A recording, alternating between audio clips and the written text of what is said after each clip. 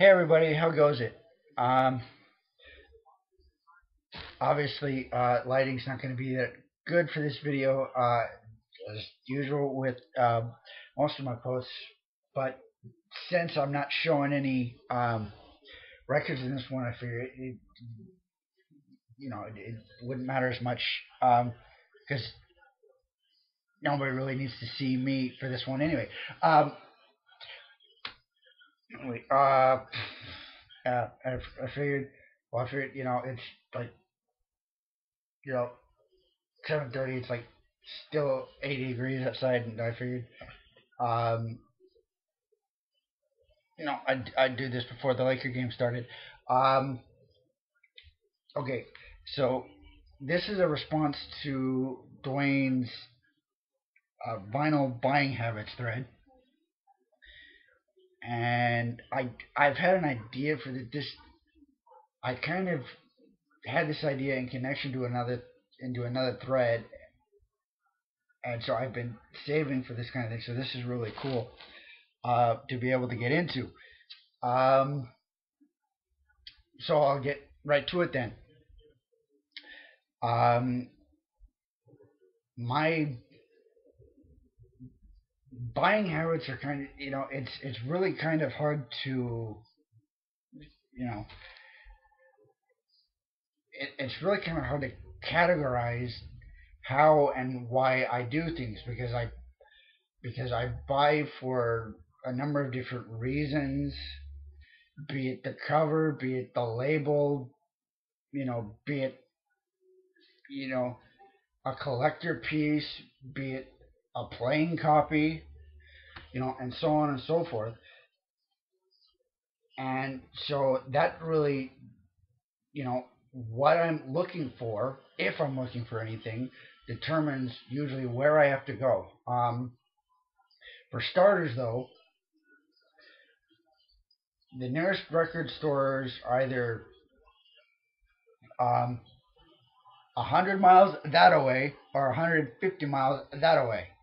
Um, I'm actually 150 miles west of Phoenix, Arizona, and that's really, you know, there's several when I've been able to get out there, and it hasn't been very often, and not for a very long time, um, which is probably a good thing because I always spend way too much when I go.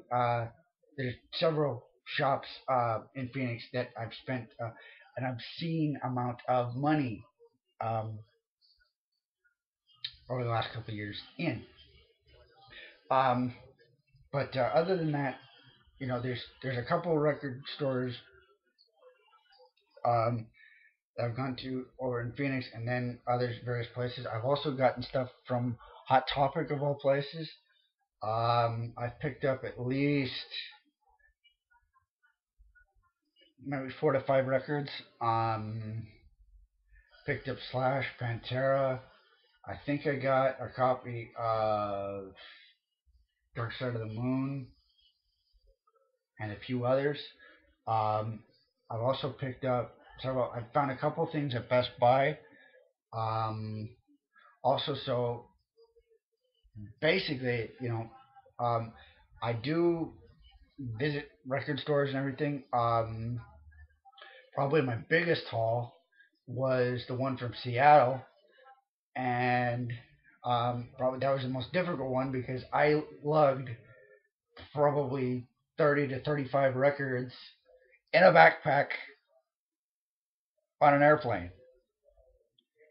and that was quite an experience.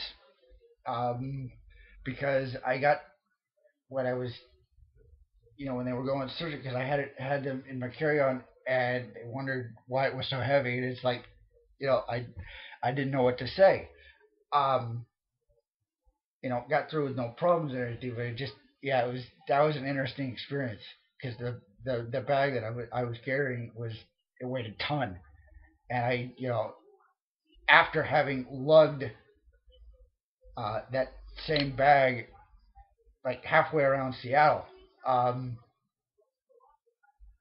yeah, which is another story. But anyway, Um,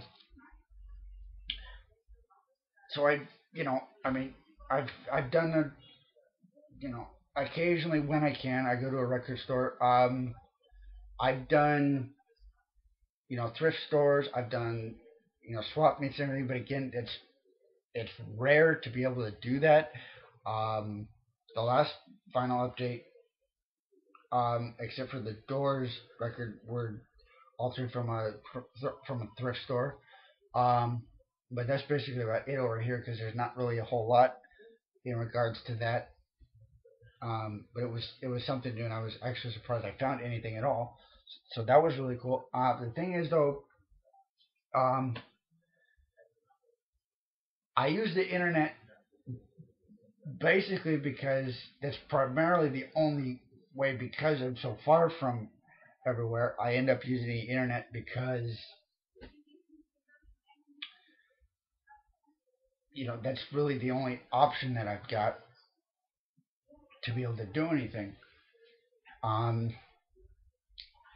am I happy about it? No. For a lot of the same reasons that Dwayne mentioned, because yeah, I mean, and in some of the comments on that video, same thing. Um, and in a way, eBay is kind of like they're the, they're in a way they're the best buy of, you know, and no, that's not a good term, but in a way they're the best buy of, uh, you know, places to look for, for records because you've got, you know, an incredible selection. Like just about anything you want, you can find at one time or another. I found stuff that I didn't even know that was pressed on vinyl, namely Toxicity by System of a Down and Satellite by POD. I, I didn't even know those were pressed on. Those are early 2000s. I didn't know they had on. Were they ever pressed on vinyl? Found those. Had never seen those in a record store before. As one of the things, the biggest problem is you got to deal with prices. They're jacked up considerably, and you when you go into a record store, you normally hear that because they got to go up with their prices also, and so that sucks because you know um, you could it's just it's difficult to afford, uh, just flat out. It's you know um, I've spent an obscene amount of money on just one section of my collection alone, and everybody can figure out what that one is. But the thing is, I mean, it's largely because of because they were purchased on eBay. And the flip side of that is, I mean, you're not going to be able to find typically because I've never seen Slayer bootlegs for one, um, in a record store. I have seen Metallica bootleg, um, a later one that I see float around in the VC that I was able to pick up. But the thing is, you know, I use eBay when I have to, whether it be you know I I want it now, or there's no other place to go for it, or it just might be a real long shot um, in a record store. Um, the thing is, no, that was with certain. It's interesting to find. Um, it's interesting though when you do find stuff that that because the only example that comes to mind off the top of my head.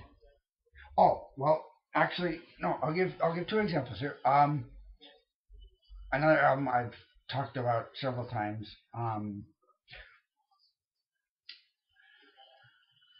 It's REM, Out of Time.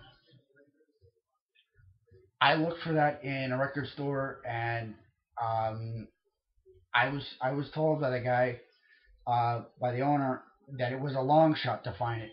Uh, and I eventually did on eBay, and that was probably the most exhaustive search for a record, because very, very, very difficult to find that one. And fortunately, I was able to get a copy of it. Um, it was one that I wanted for the collection. Um, and it was, you know, I was just, I was tickled pink that I was able to find it. The other thing is though, there's another one I've talked about before that one of the Hot Topic pickups actually was the Disturbed 7 inch that I've shown before. I actually I purchased that in Hot Topic for around $3 and then the tax. I've seen that on eBay for as high as 20, and I forget if it was a buy it now or not, but yeah, someone were asking as high as $20 for it, and I got it on clearance for like $2.98. Um, so I mean you know, the thing is, um, basically I use both, you know, depending on what I'm looking for, uh, because the thing is, in a lot of cases, for one, in the record stores that I've gone to, um, namely over in Phoenix, you rarely find um,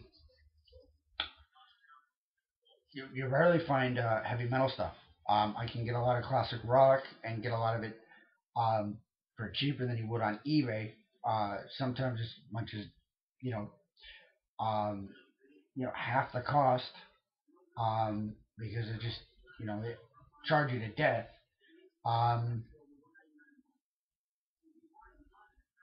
but the thing is, with the one exception being, I went to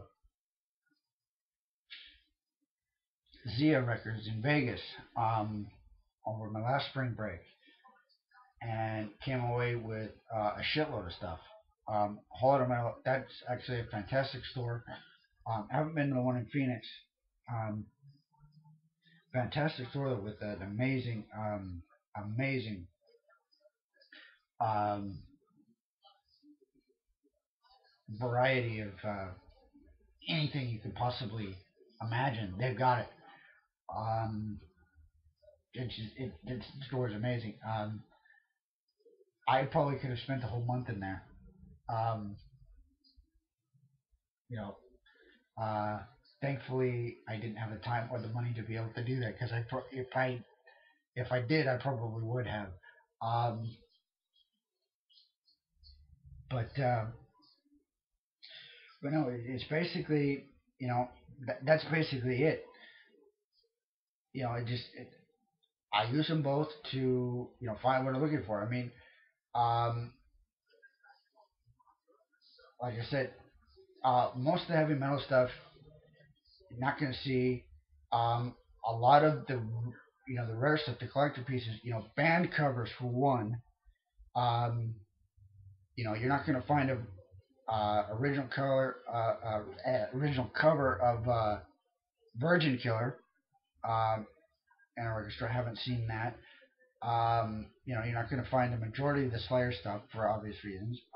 The rarer Metallica stuff, like Megaforce pressings, um, those I haven't seen.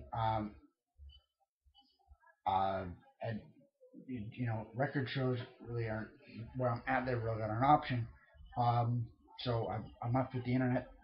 Um, you know, but I got to tell you, and I'm pretty sure everybody in the VC knows this. There's there's nothing compared to the feeling of just digging through the stacks and finding a piece of black gold. I mean that is so much fun because especially when it's unexpected. Um, I've I felt that feeling many times, and it's awesome. Um, and probably the next best feeling is would be um, you know finding you know a bootleg that has been on the list or that I've been looking for or I've heard about, and it's there in front of me. Um, you know, and that of course usually would happen on eBay. Um, and that's pretty much about all I got. Thanks, Dwayne, for the third question. It was a lot of fun to kick that thought around. And before I leave you, just a minor note that for the foreseeable future, because of the fact that I won't be buying a whole lot of records because of cash flow issues and um, again, probably won't be going to a record store. I'm going to be uploading a bunch of old uh, videos um, that were on my old channel, and so and I'll mark every single one of them that I do that as a warning. So and uh, if you care to view them or not, doesn't bother. I mean, I leave it up to you. Because the thing is, um, shitty quality, and um, I had issues with holding records, and it's they're I mean, you could tell that they're old. Is what I'm saying, and I'd probably do them if I had the time, one, and would be able to find everything because for one example, is I'm adding uh, more autographed pieces, and if I if I did it again, it'd take forever to find everything. Um, but anyway, I know I'm rambling and I'm off topic, and I apologize. I've gone on way too long. Uh, However, thanks, Dwayne, and I will see everybody later. And looking forward to seeing the responses. See ya.